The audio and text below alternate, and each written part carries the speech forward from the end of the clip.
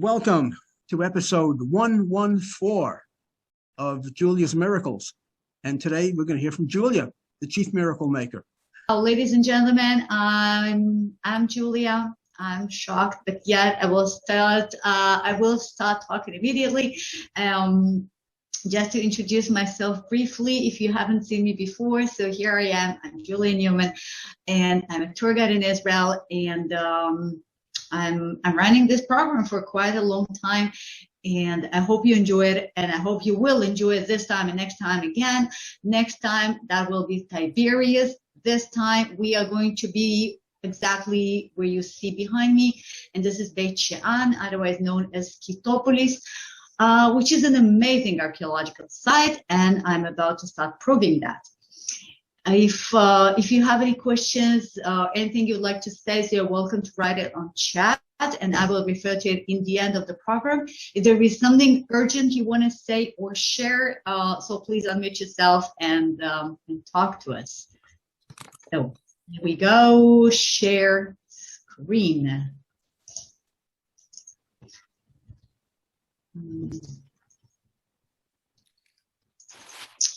Okay, working on it, and here we go. Can you see my screen? It should say Beit Shean Scythopolis, the gateway of the Garden of Eden. Yes? Okay, Steve, thank you. Yes, and another reminder, this is a pay-as-you-wish tour, meaning that payment is appreciated but not compulsory, and it's on paypal.me, Noam Newman. Here we start. For those who've been to Beit Shean before, so you can recognize this ugly grayish wall, which was constructed a few years ago by the National Parks Authority to make sure that people will not avoid payment. Okay, prior to that, it was just open to the public. You can still sneak in from the back sort of door, no door, just from the back of the site. I will show you later how you do it. Otherwise, you simply park your car, and this is what you see. It says Beit Shean in Hebrew and in English. So let's start with the name. I've mentioned quite a few times before in the previous presentations that Hebrew names normally mean something, right? And if we don't understand what it means, that means that we forgot this word, okay? So Beit, that's simple, okay? Beit is a house or a home. What is Shean? This is more difficult. We don't really know what it is. We have two suggestions. Both are good enough for the site. Shean could come from the word she'on, okay? She'on meaning noise. That's one of the less used words for noise, but it is noise, okay? And we are talking about the noise of the running water. This is one possibility. The other possibility is that She'an starts for Sha'ananim. Sha'ananim are people who have no worries. Well, if you have ever been to Israel, you know that in order to have no worries, you need, well, quite a few things, but one basic compulsory must-have is water. So once again, we're talking about water. So maybe the noise of the water, maybe the feeling of safety and no concerns because of the water. Where is the water? This is a different question. This is a difficult question, but that actually already talks about the Garden of Eden. But let's start from the beginning. On our way to Beit Shean, and Beit Shean is located on our way from Haifa towards the Jordan Valley. If you start driving from downtown Haifa, east, southeast, so eventually you will make it to Beit Shean, and from Beit Shean, that's another 5 minutes to the border with Jordan.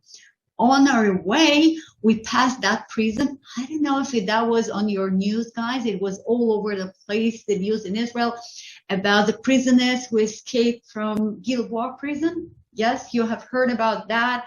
6 terrorists who escaped. So this is the prison. Okay, so just for you to get familiar with it, huge fences, walls, barbed wire, all that stuff. And I felt that I actually have to take a photo of that prison for you. So I was not sure whether they will actually let us close enough to take photos. So we were driving, Noam, my son, and myself, and we got to the parking lot, and I was like, hey, you have to take a quick picture because they will probably kick us out in a second. And here we were waiting and waiting. Nobody cared. I mean, we basically could climb over the wall, but we didn't feel like it. So this is the Gilboa prison, and then we keep driving, and well, these are the surroundings, okay? First of all, the general location, you see this red star, okay? The red star is Beit Shean. We are going to tour ancient Beit Shean, the archaeological site, the national park, which is surrounded by modern city of Beit Shean. So here it is. And then uphill east, these are the these are the Gilad Mounts, which are on the other side of the Jordan Valley. Wait, I will annotate. This is something I normally forget. Yeah, okay. Now you can see my my annotation. So this is the Jordan Valley, okay? If we take a left along the Jordan Valley, so we will make it to the Sea of Galilee, to the Kinneret, and that's what we're gonna do next week. We are driving to the Sea of Galilee, to Tiberias. And if, on the other hand, we drive to the right, meaning south, we will eventually make it to the Valley of Jericho and the Dead Sea. Okay? Across the Jordan Valley, this is Hashemite Kingdom of Jordan. And all around Beit Shean to the right and to the left, and well, you can see all these dark patches. These are fish ponds. Okay? Fish ponds are modern fish ponds, which belong to the local moshavim, villages and kibbutzim and so on. But obviously, if you have a fish pond, actually quite a few fish ponds, that means that you have water. While the rest of the area is quite dry and brownish, especially this time of the year. So we're talking about a very dry, very arid area. And then we have these fish ponds. How come? Because we have a long chain of tiny little springs which were diverted in order to create the fish ponds. But that means that in the ancient times, in the biblical times, and Roman and Byzantine period, there was some water. All you need to do is to make sure that this water will make it into Beit Shean. And this area here, this mount here, this is the Gilboa Mount. The Gilboa Mount, which is mentioned in the Bible, we will mention it again. And February and March, you see it says here Irusim. Irusim in Hebrew means irises, the iris flowers. And there's a beautiful path on the top of the Gilboa Mount with beautiful, huge, dark purple irises. Wonderful thing to watch if you are on time. But back to Beit Shean and the Beit Shean Valley, again, I'm trying to convince you that that could be possibly the gateway of the Garden of Eden. So here we are, we have the water. Here we are. So if the Garden of Eden is in the land of Israel, Beit Shean is its gateway. Who said that? Well, there was an ancient rabbi, Jewish sage, one of the great sages, whose name was Rish Lakish. That Rish Lakish was a great rabbi. We know about him from the Mishnah and the Talmud.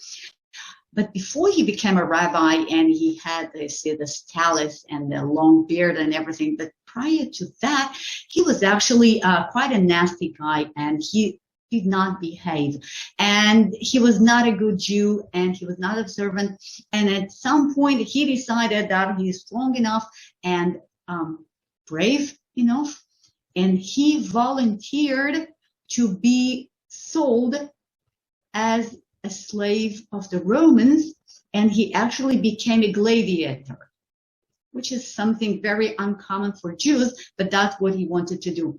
So he became a gladiator, but later he regret. He lived in Beit Shean, and he became, as I said, one of the greatest Jewish sages. And he said, if the Garden of Eden is in the land of Israel, Beit Shean is its gateway. And as such, it was mentioned by another great Jewish rabbi in the 14th century, and that other rabbi, his name is Ashtori Hafarchi, and he traveled and identified places in Israel, and he wrote a very important book, which is called the Book of Kaftor Vaferach. That's the name of the book, and we still have it. And again, he says that yes, Beit Shean is the gateway of the Garden of Eden. So living in Israel, as we know, first of all, you need water. Remember the fish pond. Okay, right now, that's what ancient Beit Shean, this is what the archaeological site of Beit Shean looks like. And well, definitely there's not that much water. Quite arid and dry. So let's start touring and let's then see what happened to the water. So normally, this is the first site you see. I mean, you just passed the gate, you got your entrance ticket, and that's what you see in front of you. And then you start touring. Most of the people don't even bother climbing uphill to the top of the hill, just because it's quite steep, and normally it's just too hot to be up there and climb upstairs. I have done it at least twice with BFI Plus groups. So we are going to do it now together. So we ignore all these magnificent ruins, and we will start climbing uphill first, because this is where it all started. So just before we climb uphill, this is the model of Beit Shean at the top of its glory in the Byzantine period. Well, it's a bit difficult to identify what we see here, but we can see the hill. Okay, this is the hill. And up on top of the hill, you can see a structure that used to be a church, which replaced a pagan temple, which used to be there prior to that. And down here, you have that semicircle, and this is the theater. That theater is right behind me now. Okay, and right here we have an amphitheater, which is like an oval, almost a circle. We're gonna see it later. Let's get upstairs. Ready to climb? We are climbing upstairs, steep top, and okay, we made it. Right now we are on top of that hill, on top of the Tel, that archaeological hill. This is the Cardo of Beit Shean. The Cardo is the heart of the city, the central street of any Roman city. We all familiar, or most of us familiar with the Cardo in Jerusalem, but every Roman city had to have a Cardo. That's a must. Okay, so we're gonna walk the Cardo later. Here you can see the theater. Down here we can see another structure, which was probably a leisure fountain, a new fountain, and then quite a few other things we're gonna refer to later. Now, these modern houses, this is modern Beit Shean. Well, frankly, nothing to write home about. I mean, quite typical, quite rural, quite poor town. I would even say that there are only two reasons to visit Beit Shean. One is the national park, and the other one is food. But food will be later. Well, these mounts, these foggy mounts, that's the Gilboa Mounts, overlooking Beit Shean. That's another view. You can see that dry tree here. It looks quite natural, but actually it's not. I mean, it is a natural. It is a real tree, but it was placed here. There's some concrete platform to it, hidden in the ground, and that tree was sticked here because they filmed part of a quite a famous movie, Jesus Superstar, up here on top of Tel Beit Shean. And this is the tree where in the movie, of course, Judah Iscariot committed suicide. Well, we are now, as I said, on top of the hill of Beit Shean, and this is the very beginning of the story of Beit Shean. I mean, well, the actual beginning is some 5,000 years ago, okay? But besides that, we know almost nothing about Beit Shean that ancient, but we do know that during the 14th and the 13th century BCE, Beit Shean was controlled by the Egyptian pharaohs. It was part of the Egyptian empire. And what you can see here is the replica of the inscription. I hope you can see some hieroglyphs on it. Yeah, it's a bit difficult, but there are some hieroglyphs on this replica. The original one is in a museum, of course, and that replica is located right here among these partly restored little walls, and the whole thing is the headquarters of the Egyptian governor of Beit Shean. Now, that inscription mentions a pharaoh, a specific pharaoh, whose name was Seti the First. That pharaoh, Seti the First, was the father of another pharaoh whose name was Ramses II. And Ramses II is believed by most archaeologists, most historians, to be the pharaoh of the Exodus. In other words, the governor who was sent by the father of that pharaoh who had the 10, what do you call it? Makot Mitzrayim, the 10 punishments the pharaoh had. Plagues. Exactly. Plague. Plagues. Yeah, exactly. Thank you. So Seti is the father of Ramses, who suffered the 10 plagues before he let my people go. And then, we still celebrate Passover every year, hopefully next year in Jerusalem. So just imagine that in the 14th century BCE, some Egyptian guy was sitting up here overlooking the valley of Beit Shean, looking at the Gilboa Mount, and he definitely suffered from heat. So this is part of the restored headquarters, and then this is another fraction which is not restored.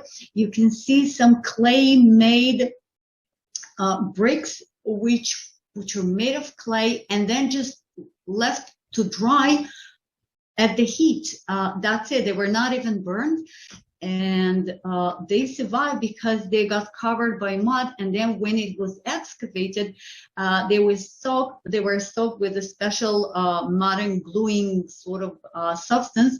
So we will be able to see these mud bricks, which are up there for over 3,000 years. This is one of the beautiful finds which were made up there. As you can see, this beautiful vessel is dated back, 5,000 years ago. Again, we don't know who lived there, what did they do, but look at this beautiful, amazing vase, cup, I don't know, whatever, which is over 5,000 years old. It is on display at the Israel Museum in Jerusalem, and all these photos are from the website of the Israel Museum, and thank them for the photos. Again, 14th century BCE, look at these beautiful lines. Look at this another pharaoh inscription. 14th century BCE is the period of Elamarna. This is the period when, for just a few years, one Egyptian pharaoh decided that instead of having so many gods, there should be one God in heaven in charge of all the others. And this is Pharaoh Akhenaten. And again, in that period of time, Israel, the land of Israel, was part of the Egyptian Empire. So no surprise we have all these hieroglyphs. Again, 14th century, yet you see these marks. These are not hieroglyphs. This is the this is the Akkadi language. And it says something like, "Tell Labayo, my lord, a message from Tani to the king. I've heard your message to me." We don't know what message, what we are talking about. Well, we do know that Labayo was the king, the ruler of Nablus, of Shechem. And this is something he's writing about, a message from Tani to the king, to the Pharaoh. So again, we see these connections, we see the politics. Maybe he's telling him about some political troubles. Maybe he knows something which is about to happen, because according to another theory, the Exodus is about 200 years prior to Ramses II, and maybe he is talking about a coming nation, maybe an invasion. We have different theories about that, but again, beautiful inscription we can read, assuming we can read Akkadi. Well, more. This is a beautiful little statue, maybe of a god, maybe of a devil. Another beautiful vessel with some snakes on it. And here in the center, that looks like a mask. And this is actually a mask which used to be part of a lid of a coffin. Coffin with such masks are on display in Israel Museum, including this one, but here we found only the lid with the face. It's called the anthropoid type of coffins, and these anthropoid coffins are identified with the Philistines. And we actually know that the Philistines used to control, at least for a while, Beit Shean. How do we know that? Well, you will see in a second. Okay, more ruins. Yeah, and now we are talking about the Bible, and here in the Bible we read about Saul and his 3 sons, including the best friend of King David, Jonathan, fighting against the Philistines on Mount Gilboa, on top of Mount Gilboa. And then the Philistines wounded Saul, and then Saul asked his arm bearer to kill him, right? But the boy is afraid. How can I possibly kill my king? And then he just falls on his sword. You see these words? So Saul took his own sword and fell on it. And then next day, when the Philistines come back and they found the dead bodies, they took the armor. Okay, that makes sense. But then they placed the dead body of Saul on the wall of Beit Shean. If they could do that, that automatically means that they control Beit Shean, right? So this is King Saul and King David. Well, of course, the word of art. Nobody knows what King Saul looked like. And this photo here, this is a photo which was taken from the top of the hill, looking towards the east. And once again, you see, well, you don't see that much. Unfortunately, it was a foggy day. Today as well, by the way, the photos were taken yesterday. And these are the Gilad mounts in Jordan, and somewhere around here towards the right hand side of the photo, we don't see it, it's too foggy, but there is a riverbed which leads to a archaeological site which is identified as Yavesh Gilad, and the people of Yavesh Gilad, as it described in the Bible, they came by night and they took the dead body of Saul with them. So, you know, people, the Philistines, the enemies, will not rejoice looking at the dead body of the king. And only after that, only when Saul and Jonathan were killed, only then David, could actually become a king. Now, that story about King Saul committing suicide is very, very famous. I'm not sure even why. You know, we have compulsory Bible studies in Israel. I mean, the Tanakh, the Old Testament. And somehow, one of the few episodes from the Bible, which is well known and well remembered, and like every kid in Israel will tell you, yeah, King Saul committed suicide. He fell on his own sword on Mount Gilboa. Somehow people know that, okay? And so we have quite a famous song by an amazing, very, very famous Israeli artist, Israeli singer. She passed away a few years ago. She was truly amazing. And her name is Shoshana Damari. And I would like us just to listen to, you know, a minute or two of this Israeli song. And you will hear the words, Shaul nafal al charbo. Shaul fell on his sword.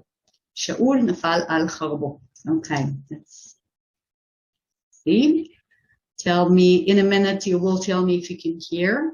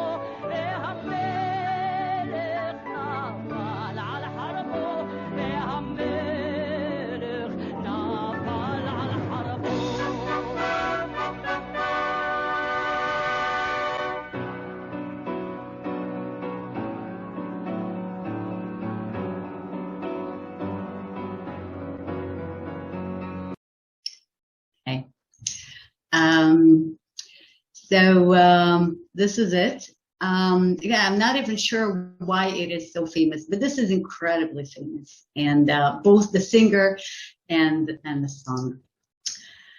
So David's lament for Saul and Jonathan,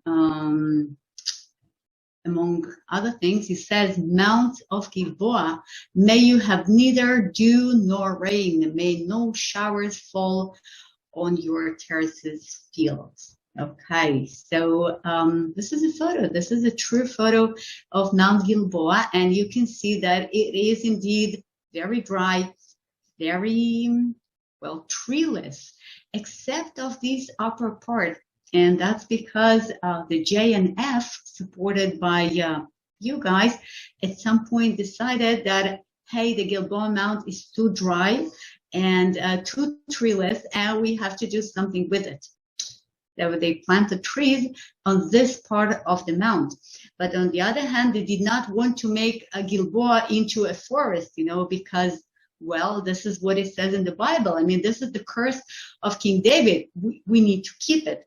And therefore, you know, we have part of the mount with forest and part of the mount without forest. Okay, well, this is, again, I'm trying to show you how much water there's actually around here. We saw it. And then King David takes over Beit Shean, and Beit Shean becomes part of the kingdom of King David and King Solomon. And then we have that kingdom split into two parts, and Beit Shean belongs to the northern kingdom, and then the Persian and then the Assyrians came over and took over Beit Shean, ruined Beit Shean, and then we have the Persian period. Okay, we have some more beautiful finds on that hill. We are still on the hill, well, not yet downstairs. And just before we get downstairs, see, this is once again more or less the same photo, the eastern slopes of the hill, the Jordan Valley, the Jordanian Mount, and here, this is the blue square. Inside, you basically see almost nothing. And therefore, we have another photo, and now you can see what was in the blue square. This is part of a huge arch which used to cross the riverbed. Down there, we have just a tiny little bit of filthy water. But in the ancient times, we had a river, a true river, which ran next to Beit Shean. And actually, Beit Shean crossed over that bridge, and it was Beit Shean on the other side of the bridge as well. So we have Beit Shean sitting on the water. Water runs through the city, almost European, almost like Paris, almost like Moscow, almost like Budapest. Imagine that. We're talking about the semi-arid country, Israel, and then we have a river crossing a city.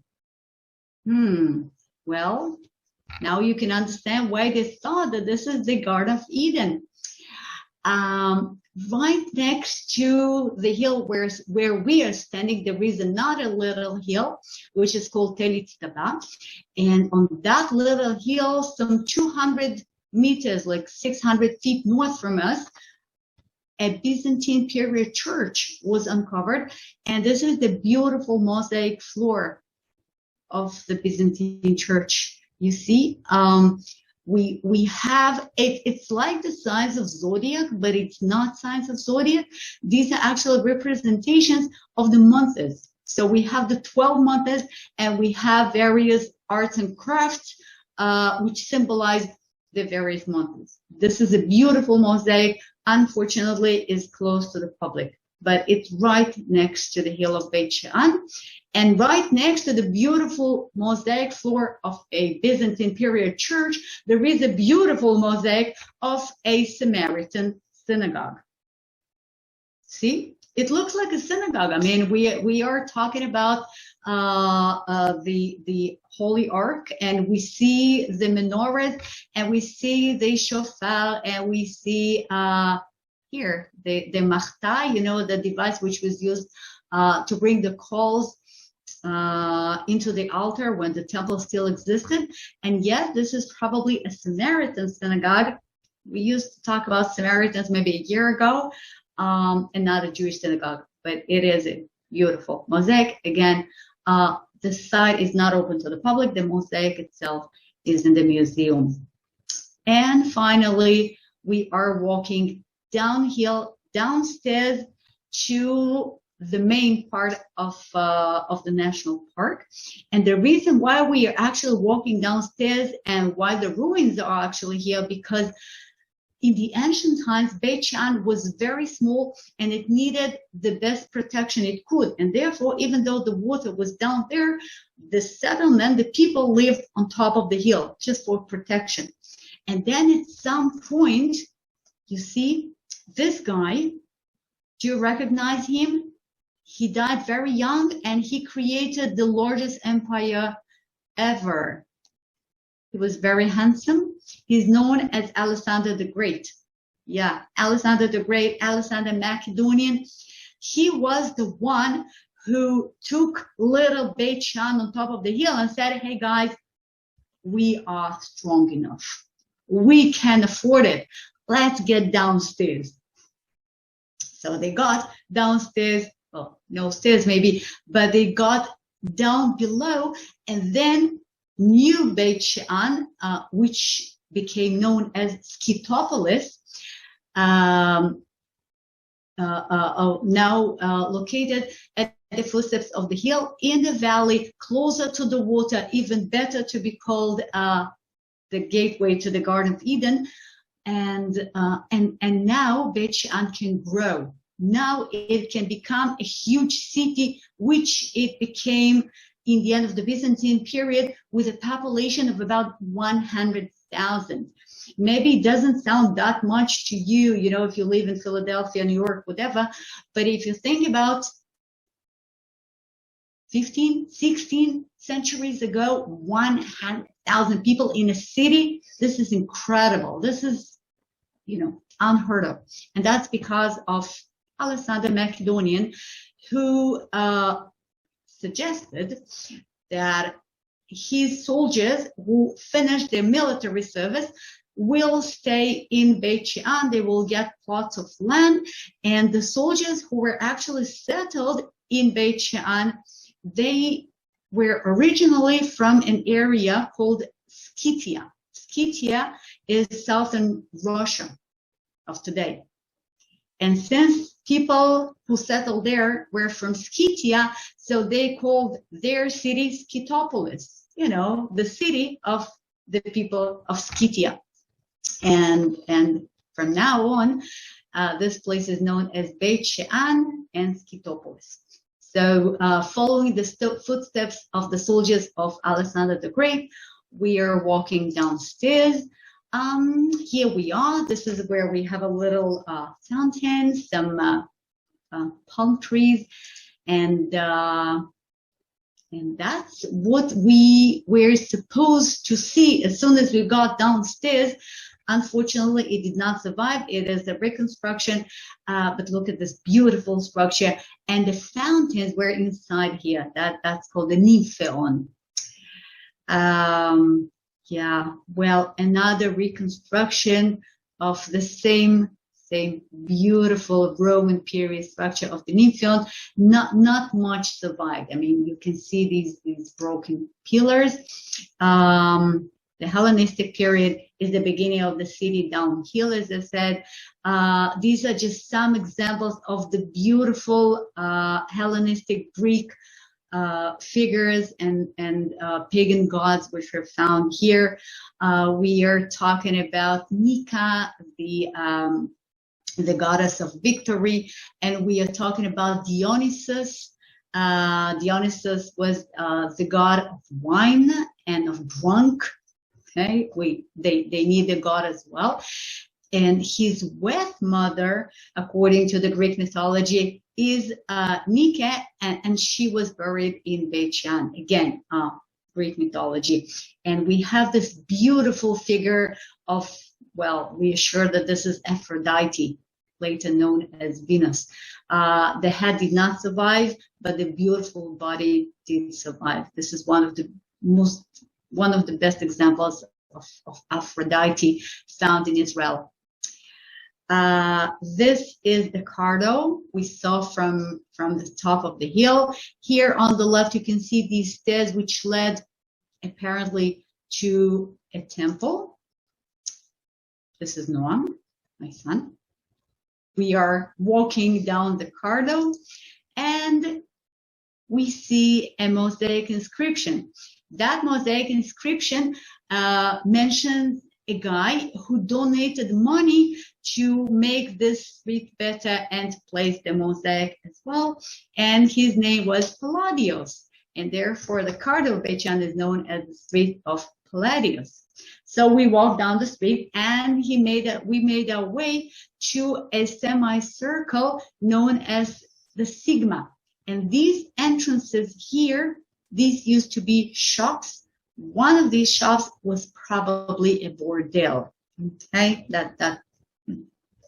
obviously these walls are restored, but the location of the shops is original. And one of the shops has a beautiful mosaic floor. You can see me standing in front of that shop.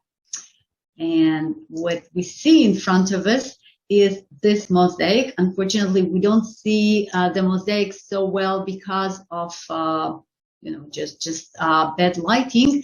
So let's look at this original mosaic, which is again on display at the Israel Museum. And this is Nike. This is the goddess, the wed mother, and the patron of Beit Shean. That mosaic was found on the floor of the shop, and then somebody just, took it away. I mean, at some point the mosaic disappeared. And then there was a whole investigation by the police. They found the original mosaic, and the mosaic is now in the museum, and the copy is at Beit Shean. So here she is looking at us. Maybe, though, this is another goddess. Her name was Tyche, but it doesn't matter. This is the Hellenistic period and Roman period mosaic. Tyche, that's the goddess of fortune. She was the patron of Beit Shean as well. And now we really need a bathhouse. You know, every Roman city had to have a bathhouse, and Beit Shean, being a large and fancy one, definitely needed a bathhouse. So here it is. We walk in and we look at these little pillars at the floor of the hot room, the caldarium. If you've seen one Roman bath, so you've seen them all, you had another floor, and then in between there was the hot air, and people basically enjoyed hot steam and hot sauna. They actually pamper themselves at 113 degrees Fahrenheit. I have no idea how could they possibly enjoy a steam bath at this temperature. I mean, that temperature was measured by myself when we were there. We did not feel like a steam bath. I mean, it was a steam bath, and we're talking about mid-October. So just imagine what it was, you know, in August. So another pool in the same bathhouse, and the open courtyard where you can do some exercise before entering the bathhouse. And this is a fraction of the floor of the bathhouse. And can you see the swastikas here? Very, very typical decoration all over Israel, including synagogues. I mean, sometimes people really are, you know, shocked, or at least feel I don't know, unpleasant feeling when they enter an ancient synagogue and, hey, there is a swastika. But of course, that swastika has nothing to do whatsoever with the Nazis. And it was just a decoration. Sometimes we have a swastika right next to the menorah. And again, it had no evil meaning back then. Now, let's visit the theater. This theater, which is again behind me, some beautiful carved decorations. We don't really know where they were placed, but this is part of the decoration of the theater. The theater is made of black stones, which means basalt, because this is what we found all around it. This is the most abundant rock in Beit Shean. And so the decorations were made of white, shining, beautiful limestone. So it must have been amazing when it was active. We walk into the theater and wait, yeah, do you follow me? You still follow me? All right. So we made it. And then all of a sudden I see a big yellow tractor, which is fixing the floor of the orchestra. Quite a few places are being renovated and worked on because there are no visitors. You see that we are all alone in Beit Shean, and well, at least we have a tractor here. So that was sort of a show.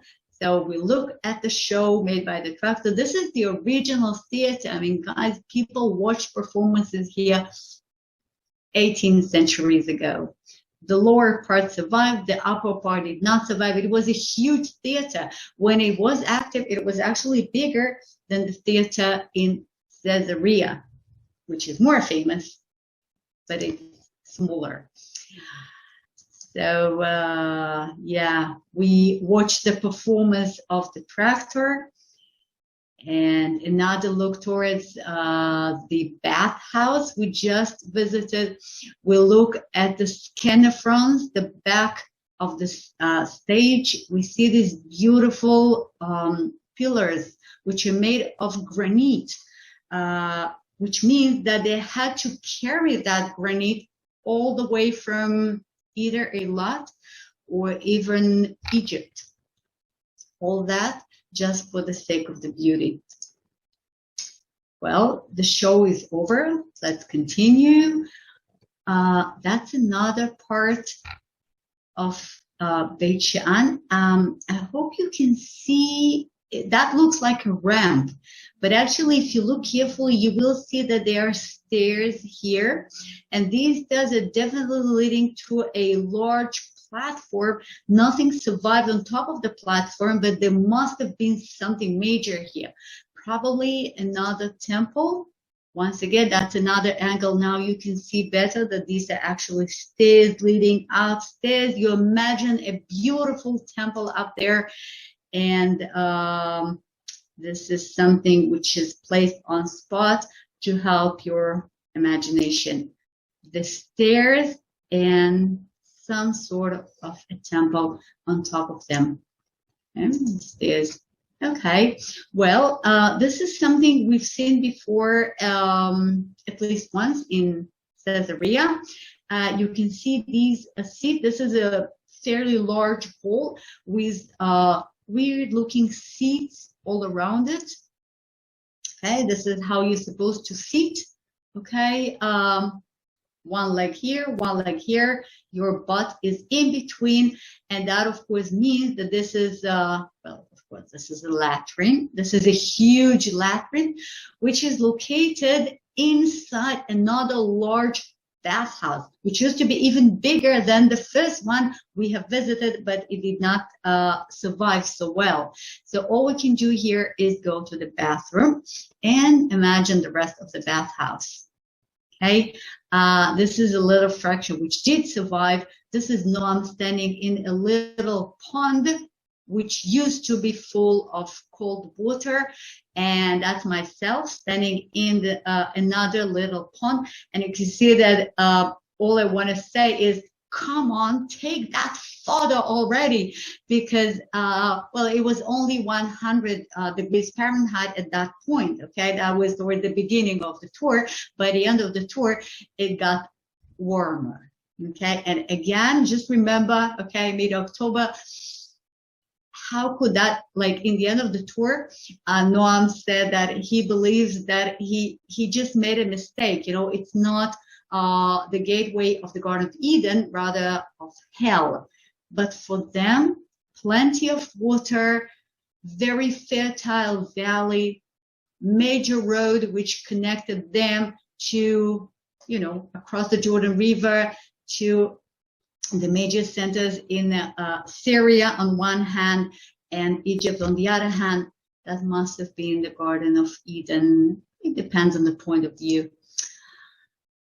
Okay, another model to help us imagine what this street looked like.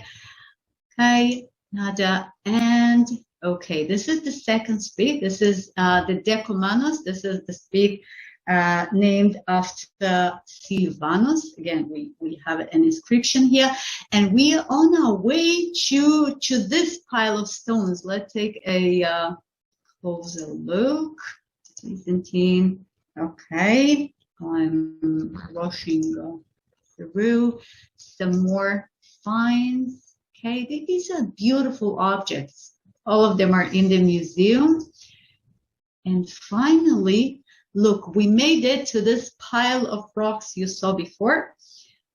Can you see that arch on the floor? I will get back to the annotation.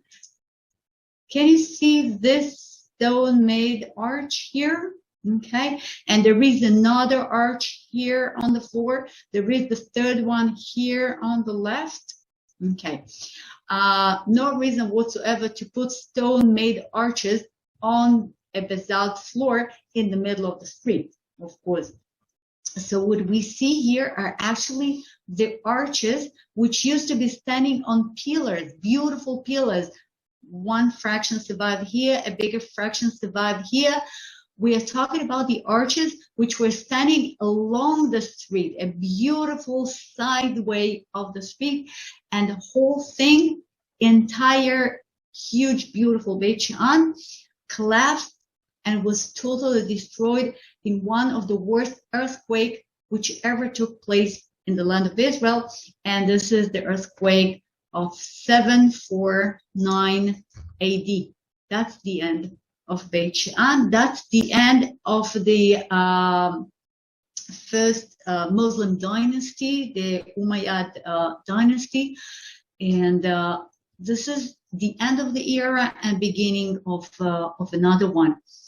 So it is known in the Jewish history, it is known as the Rash Hashvi'it. The Rash is the noise, but it's also an earthquake. So the earthquake of the 749, when everything ended. And that was, as I said, the end of Beit Shean. Nobody stayed there to place these arches in the upright position. It was just abandoned. It was abandoned, not forgotten, because the name stayed. But when the Crusaders came and restored Beit Shean, they did not restore it here. It was just, left alone. They did build a fortress, but not right here. This is another view of, look at this huge pillar. You see, I'm sitting on it.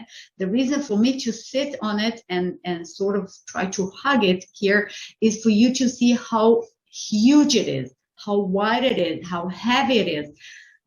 Can you imagine how powerful must have been the earthquake? So the pillar just, fell down there. We are talking about tens of tons. I mean, tens of thousands of kilograms.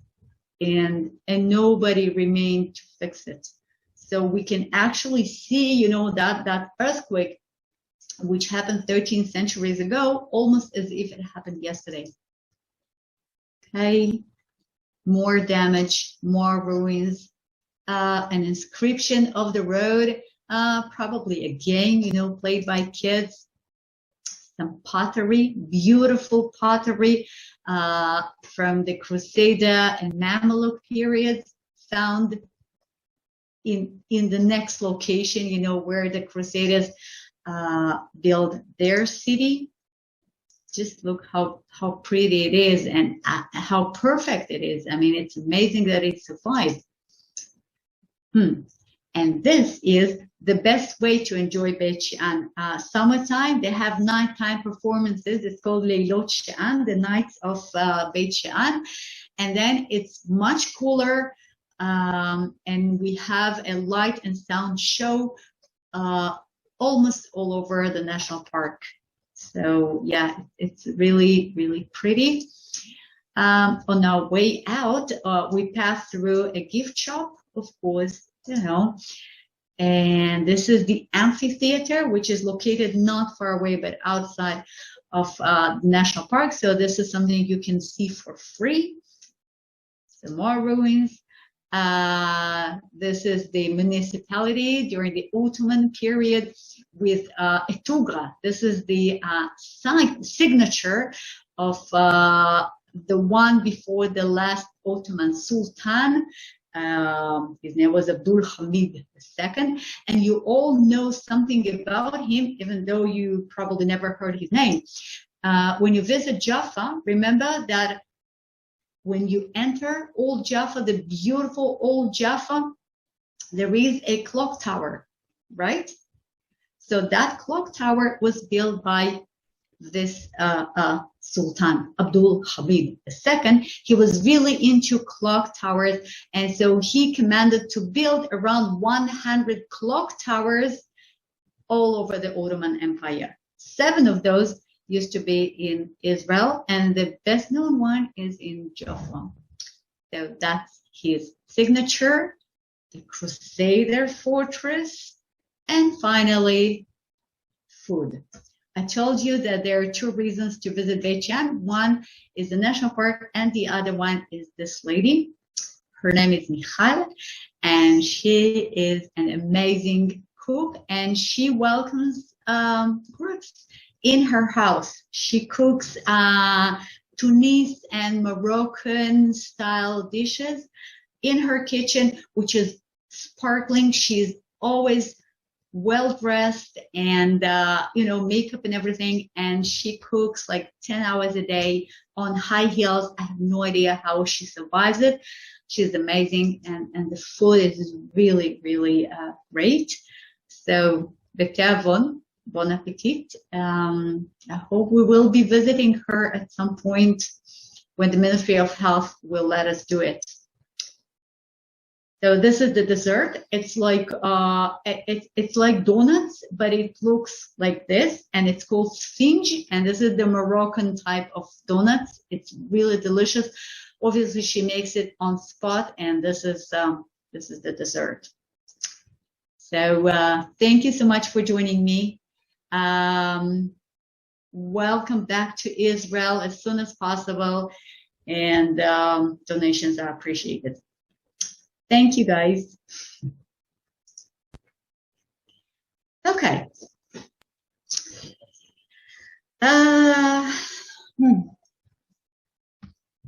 Okay, let's see if we have any questions. I can see that we have quite a few things on chat. Huh. Okay, Moderna. Okay, Andrea, some people say that the Garden of Eden is in Iraq, current day. How do we know whom to believe? Well, first of all, we have to ask ourselves, do we literally believe that there was literally the Garden of Eden? That should be the first question. So if you do believe that the Garden of Eden existed, so then I would say, yeah, it should be in Iraq, because the Garden of Eden is described as being surrounded by the 4 rivers. One of them is the Tiger, and the other one is the Euphrates, and both of them are in Iraq. But we don't claim that Beit Shean is the Garden of Eden. We just say that this is the gateway of the Garden of Eden.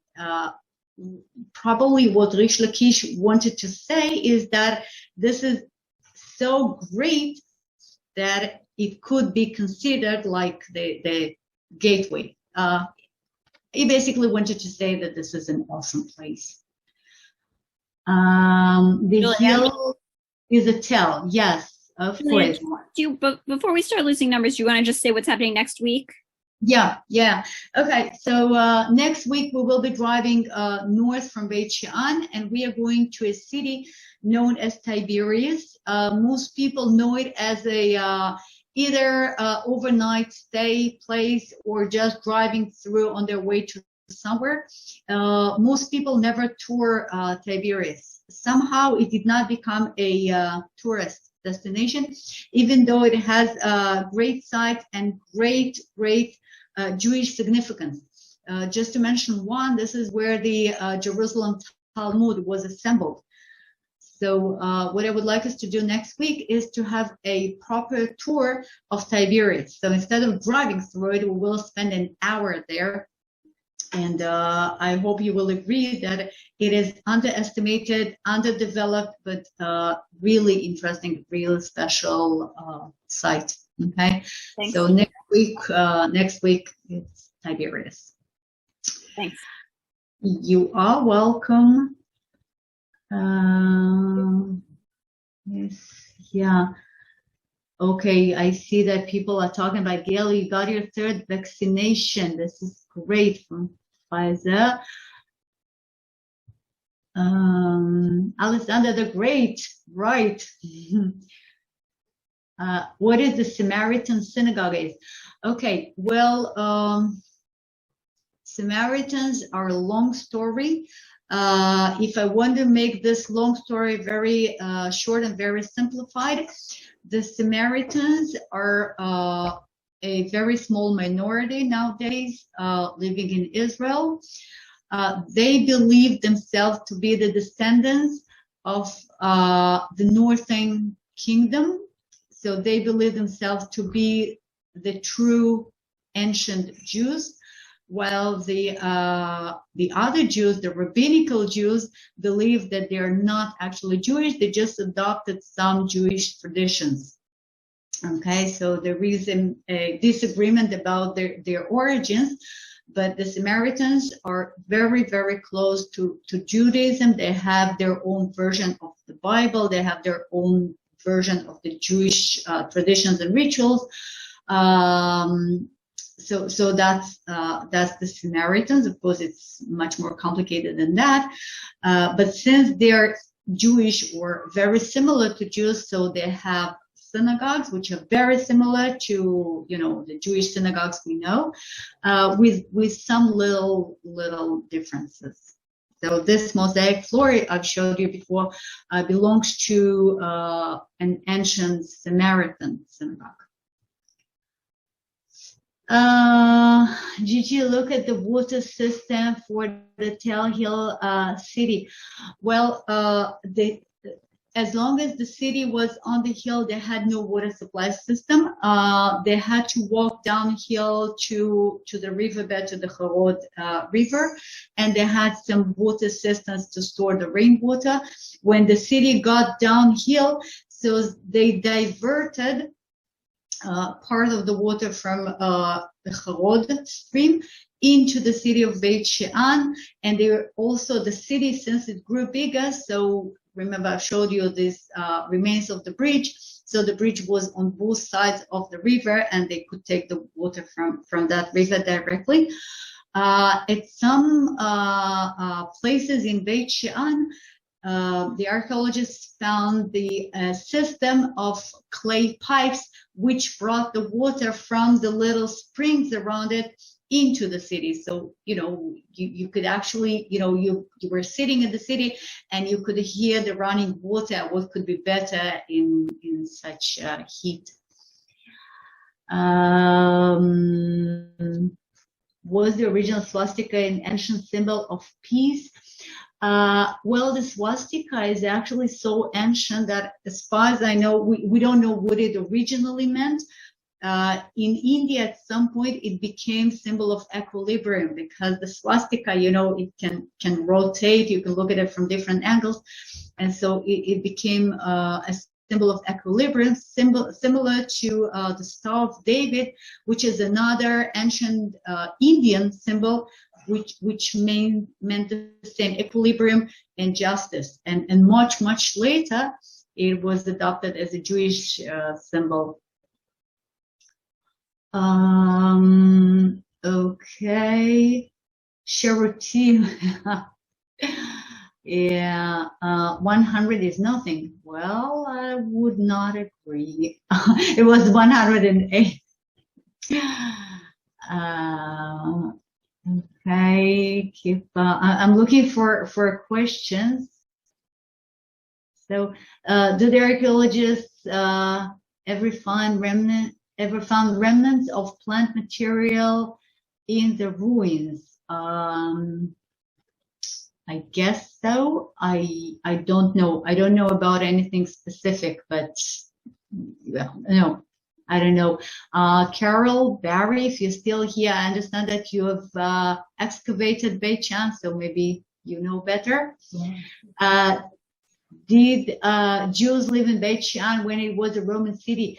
Oh. Yes, that's a good question. Definitely, Jews lived in Beit Shean. We have quite a few mentionings of that in you know, in the scriptures, in Midrashim, in Tosafta.